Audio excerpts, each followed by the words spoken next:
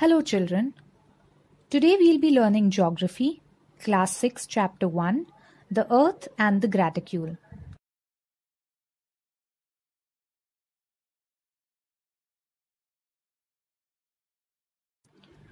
Observe the figure and answer the following questions. In which city is the Taj Mahal located? Which places are shown on the map? In which continent is the Taj Mahal located? In which direction is the Taj Mahal located for Graham in St. Petersburg, for Katya in Kimberley, for Michiko in Tokyo, and Meenakshi in Port Blair?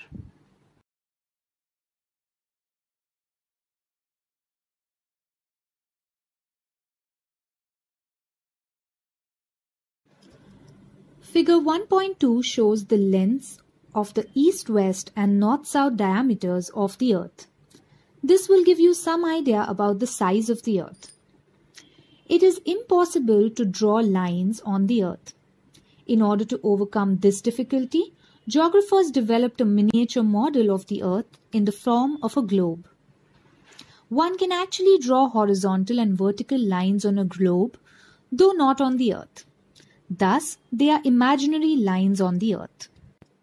The location of any place on the Earth is determined with reference to the center of the Earth.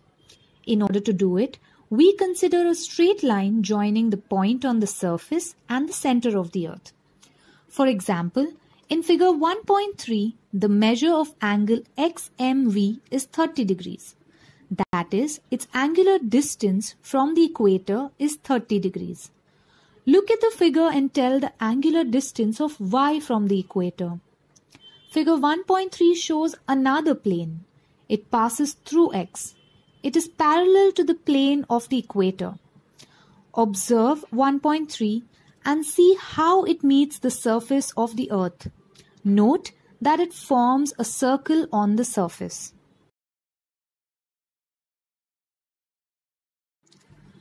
In the upper portion of the circle at the center X, draw angles of 20 degrees V1 x K1 and V2 x K2.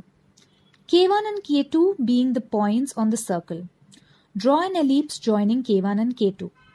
In the lower half of the circle, mark angles of 60 degrees and name the points on the circle as P1 and P2. Draw an ellipse joining P1 and P2. Now observe the diagram and tell me, are the distances between K1, K2 and P1, P2 the same? Compare the distances x K1 and x P2. Are these distances the same or are they different? Now compare the ellipses you have drawn. Which is the larger ellipse and why? You must have realized that the ellipse drawn by joining the 20-degree points is larger than the ellipse that joins the 60-degree points. However, the distances xk1 and xp2 are the same. This is because we are dealing with a sphere. The circles thus created at some angular distance from the center of the Earth are parallel to one another. Hence, they are called parallels of the latitudes. The values of parallels are angular measures expressed in degrees. The degrees of the parallels are measured from the equator as shown in figure 1.5. That is why the equator is considered as zero parallel. It is the largest parallel and also has a great circle. The angular distance of other parallels towards the north and south goes on increasing away from the equator. The equator bisects the Earth into north and south parts. The one to the north is called the northern hemisphere, while the one to the south is called the southern hemisphere. Towards the north and south of the equator, parallels of latitude progressively become smaller and smaller. On the globe and also on the Earth, at the south and north ends of the Earth's axis, they appear as points. These are called the North Pole and the South Pole respectively. The parallels from the Northern Hemisphere as referred to as 5 degrees north, 15 degrees north, 30 degrees north and 50 degrees north whereas the parallel from the southern hemisphere are referred to as 5 degrees south, 15 degrees south, 30 degrees south, 50 degrees south. A line joining all the places located to the north of the equator at an angular distance of 30 degrees is 30 degrees north parallel. Hence, all the places on this parallel will be at the same latitude, which is 30 degrees north.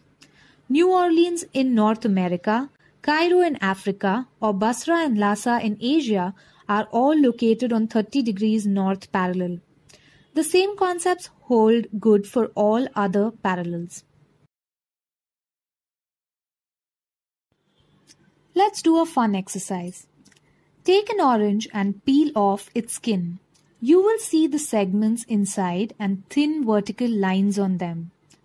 Carefully take out one segment.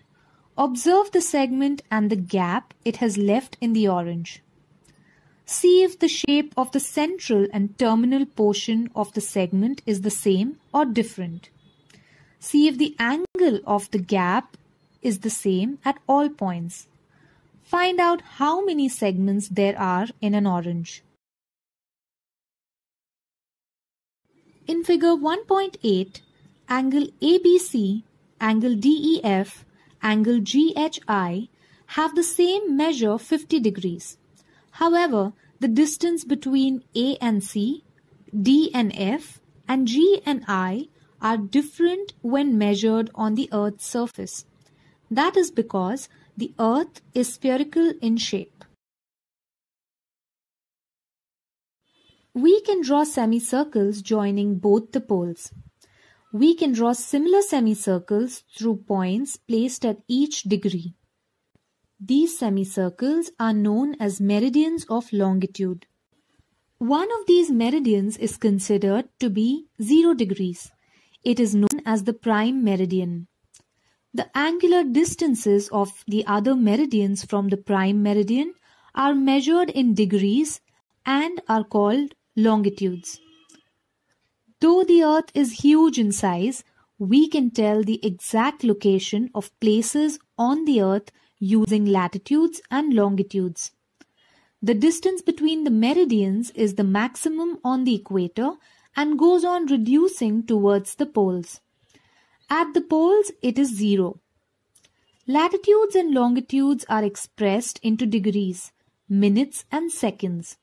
Each degree is divided into 60 minutes and a minute into 60 seconds. These values are expressed using the symbols of degrees, minutes, and seconds. Do you know the distance between any two consecutive meridians is different on different parallels? It is maximum on the equator and it is 0 on both the poles.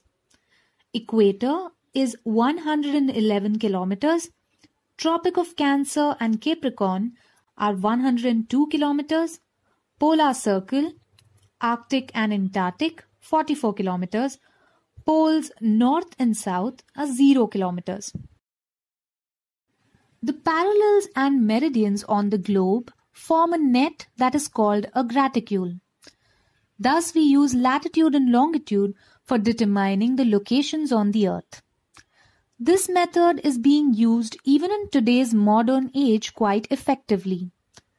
Geographical Information System GIS, Global Positioning System GPS, as also Google Maps, Wikimapia, and Bhuvan of ISRO on the internet also make use of latitudes and longitudes.